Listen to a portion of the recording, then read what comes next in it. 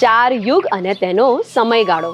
હિન્દુ શાસ્ત્ર અનુસાર સમય સીધી રેખામાં નહીં પરંતુ એક અનંત ચક્રમાં ચાલે છે. આ ચક્રને ચતુર્યુગ અથવા તો મહાયુગ તરીકે કહેવામાં આવે છે. જ્યારે બ્રહ્માજીએ સૃષ્ટિની સર્જના કરી ત્યારે તેમણે માત્ર જીવ સૃષ્ટિ જ નહીં પરંતુ સમયનું પણ આયોજન કર્યું. તેમણે જીવના કર્મો, ધર્મના ઉતાર ચઢાવ અને સૃષ્ટિના સંચાલન માટે સમયને 4 યુગમાં વિભાજિત કર્યો. સત્યયુગ, ત્રેતાયુગ, દ્વાપરયુગ અને કલયુગ. સત્યયુગ સમયગાળો 17,28,000 વર્ષ. આ સૌથી પ્રથમ અને પવિત્ર યુગ ગણાય છે, જેમાં ધર્મ પોતાના 4 ચરણો પર સ્થિર છે: દયા, તપ, સત્ય અને પવિત્રતા. લોકો સત્યનિષ્ઠ, નિસ્વાર્થ અને દીર્ઘ આયુષ્યવાળા હતા અને ભગવાનની પ્રાપ્તિ માટે કઠોર તપ અને ધ્યાન મુખ્ય સાધન હતા. ત્રેતાયુગ સમયગાળો 12,96,000 વર્ષ. આ યુગમાં ધર્મનું એક ચરણ ઘટી ગયું અને 3 ચરણ જ બાકી રહ્યા. પ્રભુ શ્રી રામનો અવતાર આ યુગમાં થયો. રામાયણ પણ આ જ યુગનું છે, જેમાં વૈદિક કર્મ અને યજ્ઞનું મહત્વ વધ્યું. દ્વાપર યુગ સમયગાળો 8,64,000 વર્ષ. ધર્મના માત્ર 2 જ ચરણ બચ્યા. પ્રભુ શ્રી કૃષ્ણનો અવતાર આ યુગમાં થયો.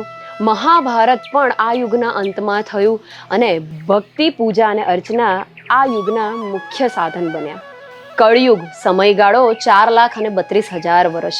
શાસ્ત્રો અનુસાર જ્યારે પ્રભુ શ્રી કૃષ્ણ પોતાના સ્વધામ તરફ ગમન કર્યું ત્યારે કળયુગની શરૂઆત થઈ. આ અંતિમ યુગ છે જ્યાં ધર્મનું માત્ર એક જ ચરણ બાકી રહે છે. અસત્ય, અધર્મ, ક્રોધ, લોભ અને હિંસા ખૂબ જ પ્રમાણમાં વધે છે.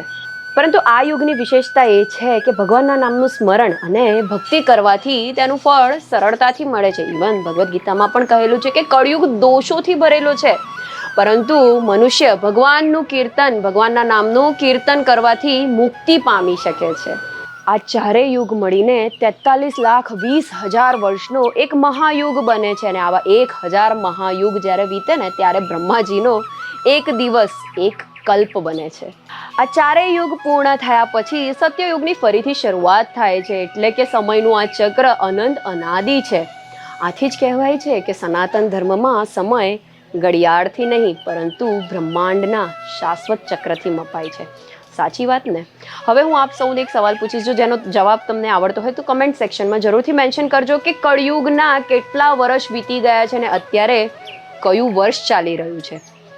જય શ્રી કૃષ્ણ.